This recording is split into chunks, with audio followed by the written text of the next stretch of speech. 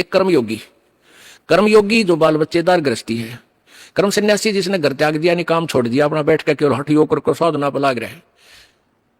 वैसे तो यदि उनकी शास्त्रानुकूल साधना नहीं है, दोनों ही व्यर्थ है, अश्रेयकर, वो श्रेयकर नहीं है, अच्छी नहीं है। और फिर भी यदि शास्त्रानुकूल साधना भी कर रहे हैं, उनमें भी मान ले उनके अंदर भी ये त्रुटि है कि मान लीजिए जैसे एक गृहस्थी वही साधना कर रहा है शास्त्रानुकूल, और एक कर्म सन्यासी कर रहा है जंगल में बैठ कर उसी साधना, तो उन दोनों में से भी गृहस्थी फिर भी ठीक है, क्योंकि उसमें अभिमान कोई ना, अभिमान नहीं है तो कोई संत आकर के कभी ना कभी उसको ज्ञान भी दे देगा। और जिसने कर्म संन्यास कर दिया, जंगल में चला गया, बाल ब्रह्मचारी कहता अपने आप को, या वैसे बालक त्याग कर चला गया, उसमें ये सबसे बड़ा अवगुण हो जाता है कि वो मानने कौन दूसरे की, अभिमानी हो जाता है। तो इनसे कहते हैं वो कर्म योगी अच्छे हैं, श्रेष्ठ है। श्रेष्ठ क्यों है? क्योंकि उसकी तुलना में, क्योंकि वो मान जाएंगे, भगवान की भक्ति कर लेंगे। एक बार क्या था कि अब कर्म सन्यासी और कर्म योगी की भी करना पड़ेगा, थोड़ा डिस्क्रिप्शन देना पड़ेगा, इसका विवरण सा उदाहरण। पहले ये दास ज्यादा विस्तृत से नहीं बताता था, जो खुल कर बता, जैसे जिन्हें शादी नहीं करवाई वो कर्म सन्यासी है, यानी जो काम छोड़ गए। और फिर कथा आती है जैसे राजा जनक भी शादीशुदा था, बाल बच्चेदार था, यो पार हो गया, ध्रुव भी पार हो गया, प्रहलाद भी बाल बच्चेदार था, पार हुआ, गरीबदास जी बाल बच्चेदार थे, पार हुए। और ये ऐसे ऐसे जो शादी नहीं करा रहे थे, ब्रह्मचारी रहते थे, ऐसे करते थे, वो नरक गए।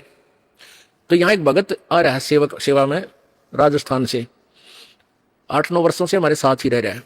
उसने ये सत्संग सुन लिया, वो केवल अपना उद्देश्य यही लेकर आया हुआ है कि मैं अपना पीछा छुड़वाऊं। उसका वैसे रामकरण नाम है, हमारे यहाँ रहता है आश्रम में। तो उसने 2-3 बार कुदरती ऐसा सूत बैठ गया, शॉर्टकट में वो बात ऐसी बतानी पड़ गई, तो उसका वहम हो गया कि भाई जो शादी कराम है वही पार होंगे, और जो शादी नहीं कराता मैं तो रह गया। फिर तो उसने सोचा तो बात बिगड़ेगी, यानी उसका उद्देश्य नहीं था परमात्मा पाना चाहिए, तो ब्याह करवाना पड़ेगा, मैं ब्याह शादी भी करवाऊंगा। तो उसने एक भगत से कहा, बोला मैं तो घर जाऊंगा, और उसकी गर्दन में डिफेक्ट है, ऐसे ऐसे करता है वो हर दिन में, वो कोई या फिर रजा दाता कि भगवान का नहीं गणा लगेगा तो थोड़ा बहुत बढ़ा रहता है डिफेक्ट शरीर में। तो उसने मेरे से कहा, रामकरण घर जाने की कहे। मैंने सोचा भाई किसी बालक ने आपस में कवा सुनी होगी या कोई अभाव बच्चे को ना होना चाहिए, यहाँ हमारे आया हुआ है रह रहा है। मैंने उसको बुलाकर पूछा, मैं बेटा कोई दुख है, किसी ने कुछ कह दिया तेरे ना जी। मैं और क्या करेगा? बोला ब्याह करवाऊंगा। भाई तेरी नाड़ तो काम करने का तो ना नो तेरी नाड़ करे कित पंगम पाते है तो नो। बोला जी मेरा मोक्ष ना हुआ है, मैंने नो सुना है, जो ब्याह करवा उसका मोक्ष होगा। अरे तरह के वही है। फिर उसको समझा, बेटा उद्देश्य ब्याह से नहीं है, कर्म सन्यासी वो होता है जो जंगल में चला गया, काम का और हठियो करके बैठ जाता है। आप तो आश्रम में रहकर भी कर्मयोगी हो, सारा सेवा करते हो। अब वो जूतों की सेवा, जोड़ा घर में सेवा करे जूतों वाले में, और सेवा भी करे, जब भी फुर्सत मिलता है अपना बैठ कर भजन करता है वो क्योंकि ये ज्ञान को इसलिए दास चाहता है, सारा कंसेप्ट एक बार क्लियर करता चालो, कदे कोई रह जा दूरा, फिर ऐसे कमजोरी रह जा बच्चे में।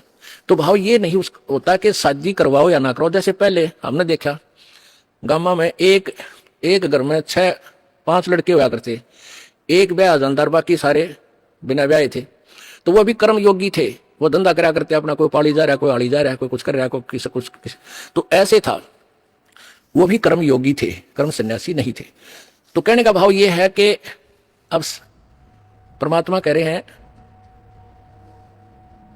अब सुखदेव को ये अभिमान हो गया कि मैं तो बाल ब्रह्मचारी और राजा जनक गृहस्थी भाई, और कैसे शीश निभाऊं जाई। ये अभिमान और है नकलियों में, जो घर छोड़ के आंडे लाल कपड़े पहन गए। ये मैं सुना करता, इनके पास जाता था, बैठता, तो एक दूसरे ने कहते थे तो गृहस्थी को अपने पास बैठाता है, यानी उनका आसन होता था। जैसे एक चारपाई पे बैठ गया एक बाबा जी, और उसने को बैठा लिया अपना लाडला सा चेला भी अपने पास, घर वाला अकाजा भाई। यार दूसरा देख लेना, उसने जाते घेर दे, क्योंकि तूने गृहस्थी को अपने बराबर बैठा लिया। तो संत में और गृहस्थी में क्या अंतर रहा? ये था वैसे यहाँ तक उलझ पुलझ हो रहे थे।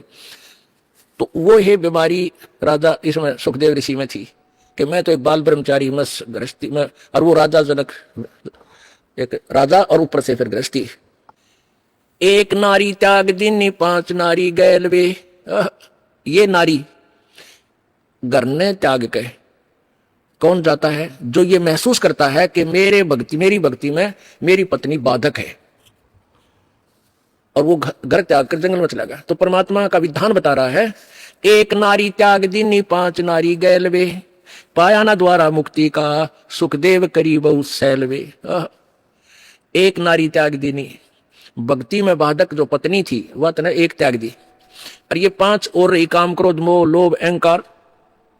ये 5 नारी यानी भक्ति बाधक तेरे तेरे संग वे गैल वे, और पाया ना द्वारा मुक्ति का सुखदेव करी बहु सैल वे। सैल सपट्टे बहुत करे, सैर सैल माने सैर, कदे स्वर्ग मर कदे दूसरे स्वर्ग मर, कितने सैर सपट्टिया मर, कहते नहीं मालिक ना मिलता।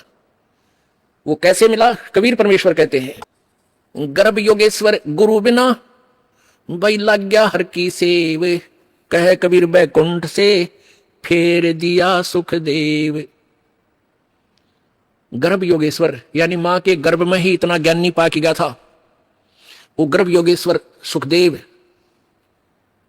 कहते हैं स्वर्ग में चला गया बिना गुरु के, वहां से उसको वापस फेर दिया, वापस पटक दिया। गर्भ योगेश्वर गुरु बिना वो लग गया हर की सेव, कह कबीर बैकुंठ से वो फेर दिया सुखदेव। राजा जनक गुरु किया फिर किन्नी हर की सेव, कह कबीर बैकुंठ में वो उलट मिले सुखदेव। वो फिर स्वर्ग में गए राजा जनक को गुरु बना के। अब राजा जनक कैसे गुरु बनाया? अब सुखदेव वहां से चलकर आ गए स्वर्ग से, उन ऋषियों से वार्ता करके, देवताओं से। उसका फिर भी ना जची आवाज तक अपने पिताजी के पास चलता हूं। व्यास जी बड़े पहुंचे हुए हैं, 4 वेदों का राइटर हैं, और ऐसे ऐसे बड़े महान आत्मा है हमारे पिताजी, अब उनसे मिलो। देखो गरतांडी पाक गया था कि मानी बाप का मुंह भी देखो कि मेरा मुझे ममता हो जा।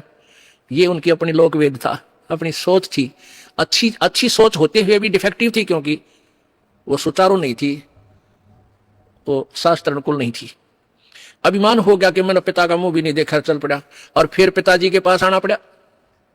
सुखदेव के पास आया ना, सुखदेव अपने पिताजी व्यास जी के पास आए और कहा पिताजी प्रणाम। कहा गया पुत्र, कहा गया पिताजी। बड़ी खुशी हुई, सीने से लगाया, पिता ने प्यार किया, बैठा दिया, भाई घने दिन में आया है बेटा। फिर कहने लगा पुत्र आज कुछ मायूस से नजर आ रहे हो, टेंशन किस बात की है आपको? अब सुखदेव ने सारी कथा बता दी, कैसे ऐसे भगवान विष्णु के लोक में गया था, उन्होंने नहीं मुझे स्वीकार किया और कहा गुरु बनाओ, और गुरु जी गुरु बनाने के लिए भी राजा जनक को कह दिया। अब राजा जनक गृहस्थी, बाल बच्चेदार, मैं कैसे जाऊं? अब देखो जब उन देवताओं के पास स्वर्ग में सुखदेव ऋषि ने यह प्रश्न किया कि भगवान ने मेरे सामने एक समस्या उत्पन्न कर दी, तो देवता कहने लगे, पता लगा कि समस्या क्या है कि राजा जनक से उपदेश ले। तो अब यही प्रश्न उसने अपने पिताजी से किया कि नाम तो मैं लूं पिताजी, लेकिन मेरे सामने भगवान ने एक समस्या पैदा कर दी, मेरे सामने एक समस्या उत्पन्न कर दी। तो सुखदेव उस व्यास जी के ये वचन सुनते ही हृदय में पीड़ा हुई कि बालक तो ठीक ना बोलता, यू ऋषि वाले लक्षण इसमें लग नहीं रहे, जो भगवान को न्यू क्या समस्या पैदा कर दी। भगवान समस्या पैदा करते हैं कभी? मन में सोचा ही था, फिर भी अपने रोक कर कहा कि क्या बात होगी पुत्र? कि भगवान ने कहा कि राजा जनक से उपदेश ले ले। राजा जनक तो बाल बच्चेदार, कई रानियां उसका है, और मैंने स्त्री का मुंह भी नहीं देखा, मैं बाल ब्रह्मचारी, अब एक गृहस्थी को क्यों कर शीश निभाऊं मैं, तो मैं ऋषि। अब सुखदेव व्यास बोला भाई तेरा जन्म किस तो हुआ है? आपसे यानी आप मेरे पिता और ये हमारी माता जी, फिर हम के हैं भाई, हम गृहस्थी को ना, तो मेरे सामने क्यों शीश निभाया फिर आके?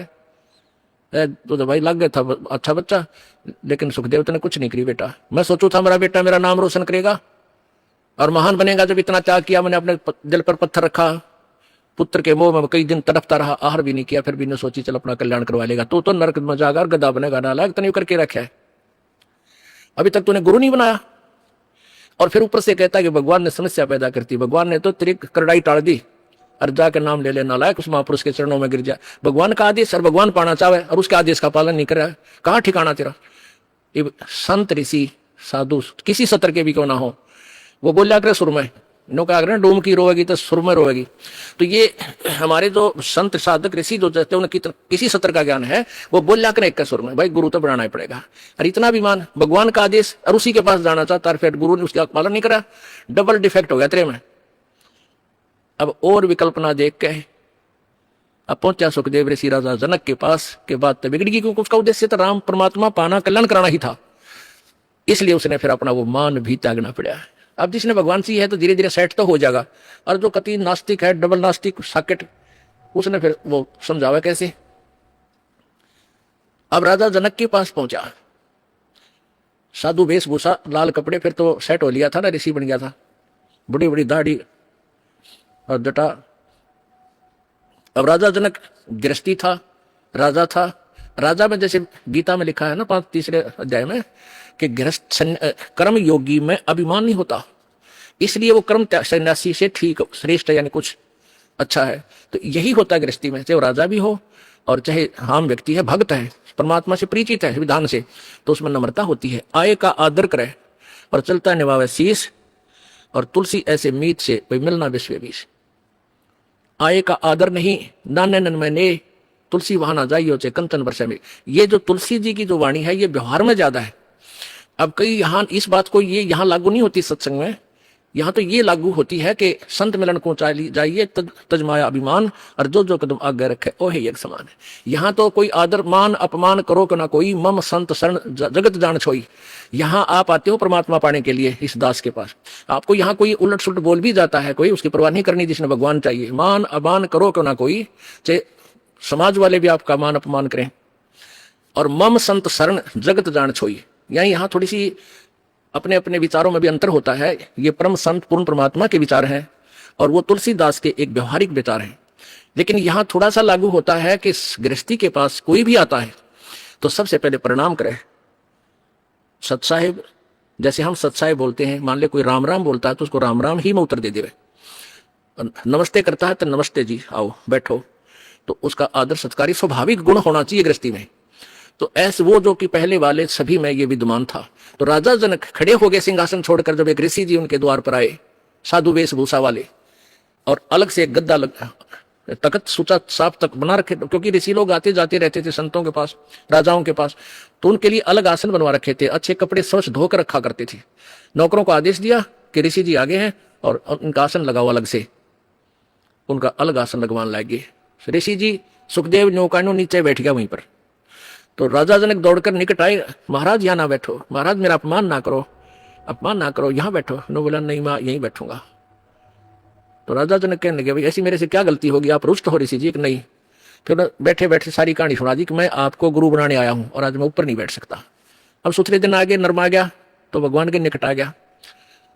सुखदेव ऋषि बोला कि राजा जनक कहने लगे महाराज मेरा क्यों मजाक उड़ाओ, आप तो जन दुनिया को ज्ञान देने वाले, और सूर्य को दीपक क्या दिखाऊंगा मैं सारी कहानी बता दी कि मैं ऐसे ऐसे ऋषि भगवान विष्णु के लोक में गया था, उन्होंने मुझे वहां अलाउड नहीं किया। उन्होंने कहा कि मैं आपको गुरु बनाऊं, फिर भक्ति करूं, तब मैं स्वर्ग जाऊंगा, मुझे स्वर्ग जाना है। फिर राजा जनक के जचगी भाई अब तक मैं ठीक बोलता दिखा है। कहने लगा ठीक है महाराज, मैं सुबह नहा धो के स्नान करके सुबह नाम दूंगा तेरे को। अब वो थोड़ी बहुत ज्ञान तो हो जा है कि भाई ये किस टाइप के इंसान होया करें, ये गृहस्थी ने देख कर भी से नफरत करते हैं, ये जो नकली से होया करें। इसकी सारी फड़कड़ नहीं चाहा था, परीक्षा भी लेना चाहा था। उसने अलग से एक मकान में उनकी रहने की व्यवस्था करवा दी, और वहां एक लड़की की, एक युवा लड़की की ड्यूटी लगा दी कि आप इनकी केयर टेक करो, अतिथि आए हैं, खाना खिलाओ, कपड़े बिछाओ इनके, और कोई असुविधा ना रहे, रात को भी इनके पास। सारी उसको ट्रेनिंग दे दी थी लड़की को राजा जनक ने। अब सुखदेव ऋषि अपना आसन पर लेट गया, खाट पे चारपाई पर जो तख्त लगा रखा था। वो लड़की रात्रि के समय जाकर के उसके तख्त पर बैठ गई। सुखदेव ऋषि ने पैर पीछे को कर लिए, वो और निकट आ गई, वो थोड़ा सा और आगे को सरका, वो और निकट हुई तो उठ कर दूर खड़ा हो गया। कहने लगा बहन तू बाहर चली जा। वह लड़की बाहर आ गई। राजा जनक ने पूछा कि क्या क्रिया रही बेटी, कैसा है ये ऋषि जी? ने बोली जी ऋषि जी पक्का है, ऐसे ऐसे मैं बेड पर बैठी आपके आदेश अनुसार, तो इसने सारी ऐसी ऐसी क्रिया बताई। खड़ा हो गया और बाद में बोला बेटी बहन बाहर चली जा। तो बोला ठीक है। अब क्या हुआ कि वो उसका नीचे बिछा दिया कपड़ा, जैसे दरी वरी जो बिछा, वो बैठ गया भगत की तरह, और कहने के बैठ जा ऋषि जी, अब मैं तुझे उपदेश दूंगा, पहले मैं नहा लूं, स्नान कर लेता हूं। अब गरीबदास जी ने अपनी वाणी में लिखा है कि राजा जनक के हजारों की संख्या में रानियां थी, पत्नी थी। उनमें से एक पटरानी होती है, जो सबसे पहले जो शादी की जाती है उसको पटरानी बोलते हैं, मुख्य पत्नी। बड़ी सुशील, अच्छी भक्ति करने वाली साधवी टाइप थी। उसको कहा राजा जनक ने कि मैं नहाऊंगा, और पानी गर्म करा, बता दिया था सारा, उसको ट्रेनिंग दे दी थी। वहीं पर जहां पहले बड़े बड़े दरवाजे होते थे, वहीं इधर सुखदेव ऋषि बैठा और इस साइड में लगा का चूल्हा ईटा का, और ऊपर धर दिया पतीला और नीचे बाल दिए लकड़, सूखी लकड़, और पानी न उबला जो कर चाह बनाया करे, बनाते उबला करे। और राजा जनक का वहीं साथ में नहाने के लिए पाटड़ा डाल दिया, और राजा जनक वहां नहाने के लिए विराजमान हो गया, धोती धोती बांध के। और वो रानी जो पटरानी थी उसकी, वो लोटा भरे उस उबलते जल में थे, चूल्हे वाले पन्नों का पतीला ऊपर रखा है, और राजा जनक की चोटी में घेरे रास गेला नवावे, और वो पानी राजा जनक पर डाल रानी तो, और सुखदेव नो है जलेगा भी। अब वो पानी उस पर घेरे, सुखदेव पीछे नो है। अब राजा जनक देख रहा अग्रेसी जी की कैरियर सलोरी है। राजा बिहन से दे जब तारी, और हमें स्नान करावे नारी। राजा हंसा, और जो नोकड़ू है ना, तब राजा ने कहा कि सुखदेव ऋषि आप एक बार व्यास के बेटे, तो अपने आप को ऋषि माने फिर था, बाल ब्रह्मचारी कहे था, और हम तो गृहस्थी हैं बाल। और आजा जो मेरे नहाने के बाद जो पानी गटर में जा रहा है, जो नाली के अंदर से पानी बह रहा है, तो इसमें हाथ दे दे व्यास के बेटा, जब जानो तो किसा भगत है, अपने आप में ऋषि बना फिर था। वो निकट आया, नो बोला मैं ना दूं, मेरी तो सारी उंगली जल जाए, इतना गर्म है यो। मैं इस नहाने के बाद जो जल जाता है वो 50% कम हो जाता है गर्म, और उसके बाद भी नो कहे मैं ना दूं, मैं सारा जल जाऊं, दूर बैठ गया जाके। तो राजा भी हंसा, जोर ताशा, और ताली बजाई, नो हथेली पीटी, और हमें स्नान करावे नारी।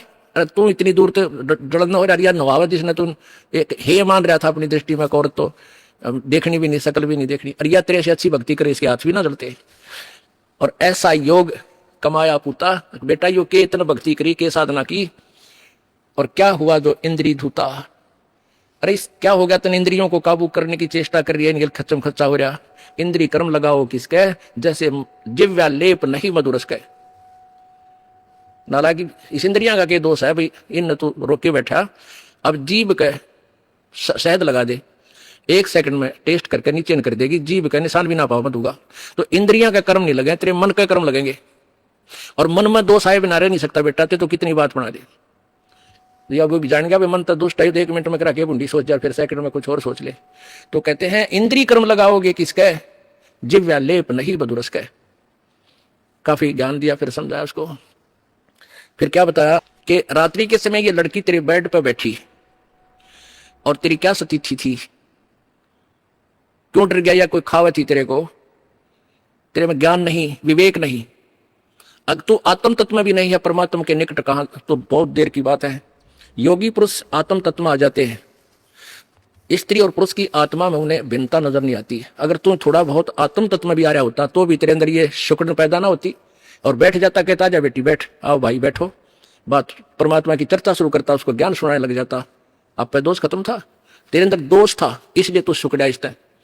एक बार सांग देखने चले गए 2 जने, एक तो पहले जाता था, एक पहली बार गया।